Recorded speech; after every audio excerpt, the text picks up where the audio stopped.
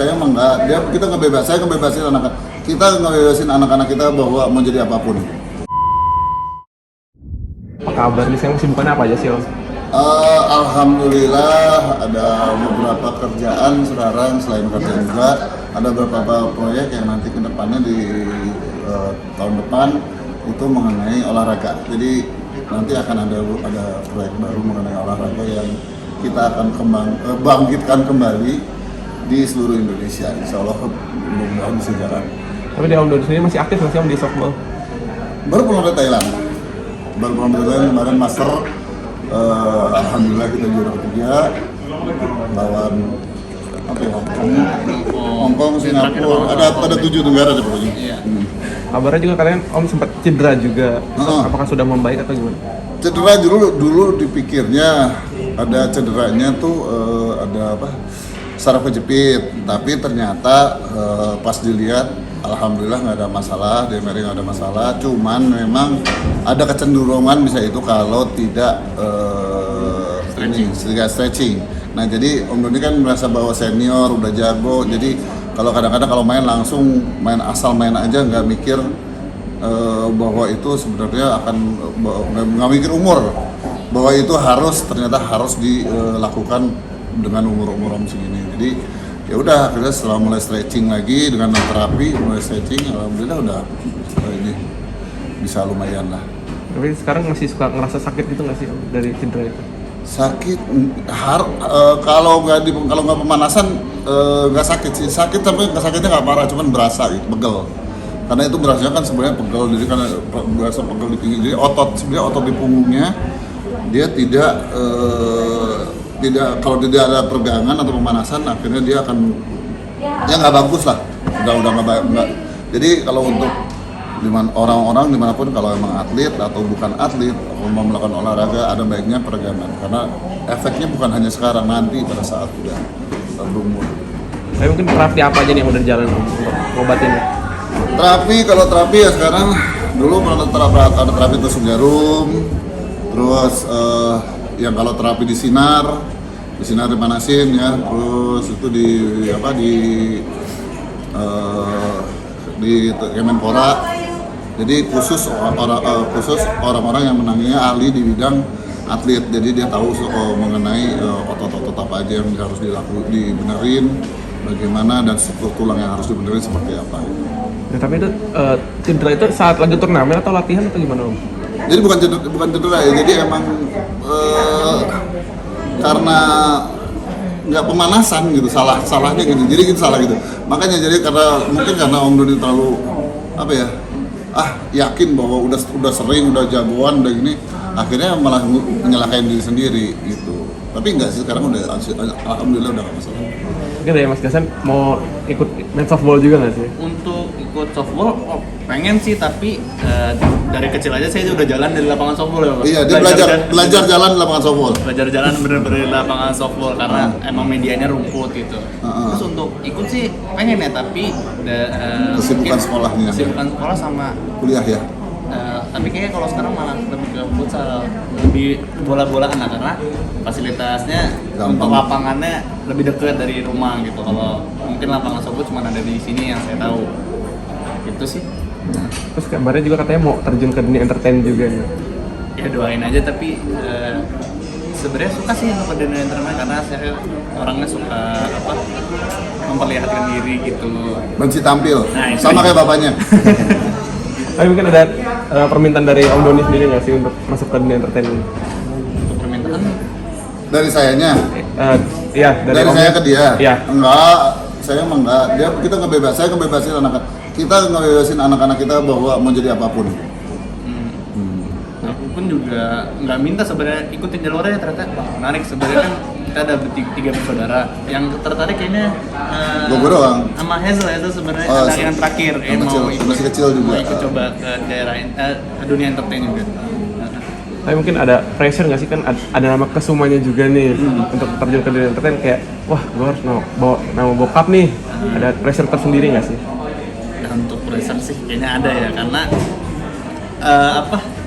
nama Kesuma itu udah dibawa papa dengan sukses. Aku harus membawa juga sama ataupun lebih dari papa gitu. mungkin dari Om sendiri ada jangan nggak sih untuk anak nih mau ke dunia entertain nih, karena kan tahu beratnya kayak gimana. Ya untuk Gogo sama mungkin juga untuk pemirsa selebriti di luar, dunia entertain itu tidak semanis apa yang dilihat. Pokoknya bukan maksudnya apa ya, karena kadang-kadang kalau di sinetron, saya udah dari kecil udah ngajarin kasih tahu mereka, dan mereka udah ngalamin juga. Jadi dunia sinetron, dunia kerja itu kadang-kadang tidak mengenal waktu.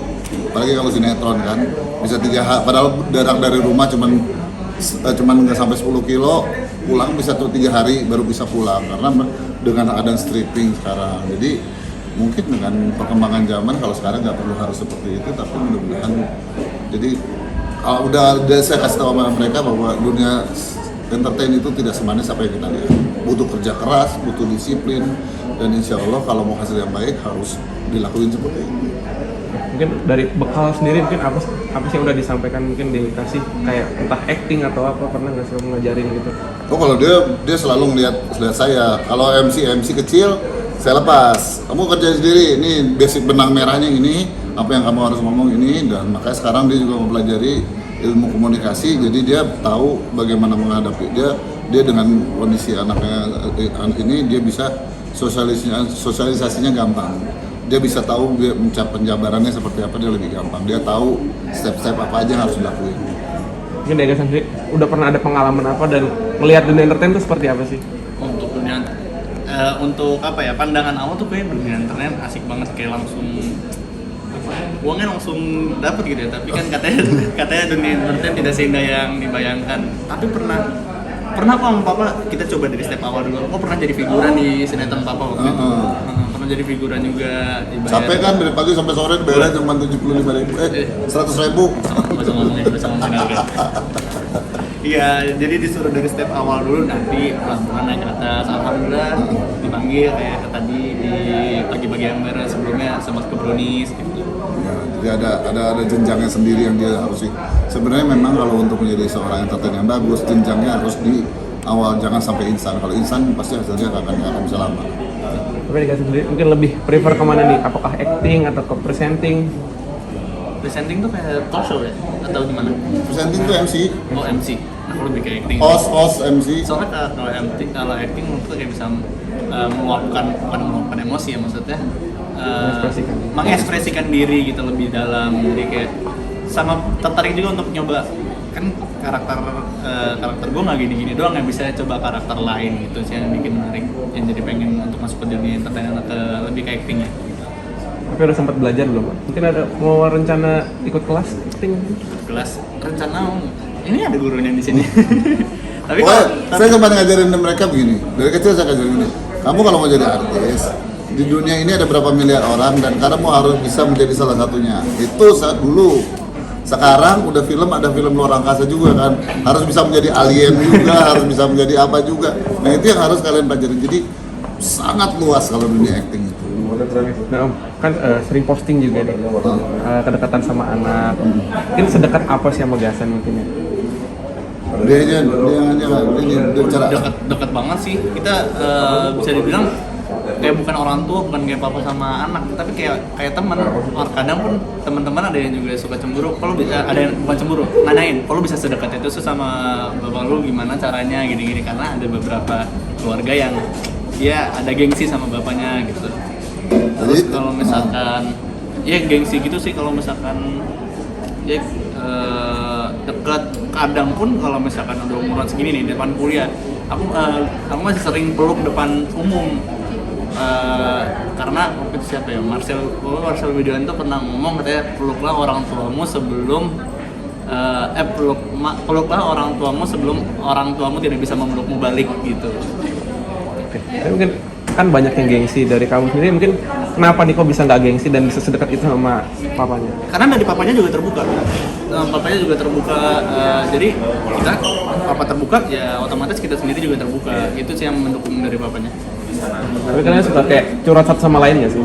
Curhat kok, suka curhat tentang hubungan, tentang pertemanan, lagi tentang pendidikan. Kan aku ngambilnya di jalur ilmu komunikasi. Papa kebetulan lumayan ahli juga di bidang itu. Jadi aku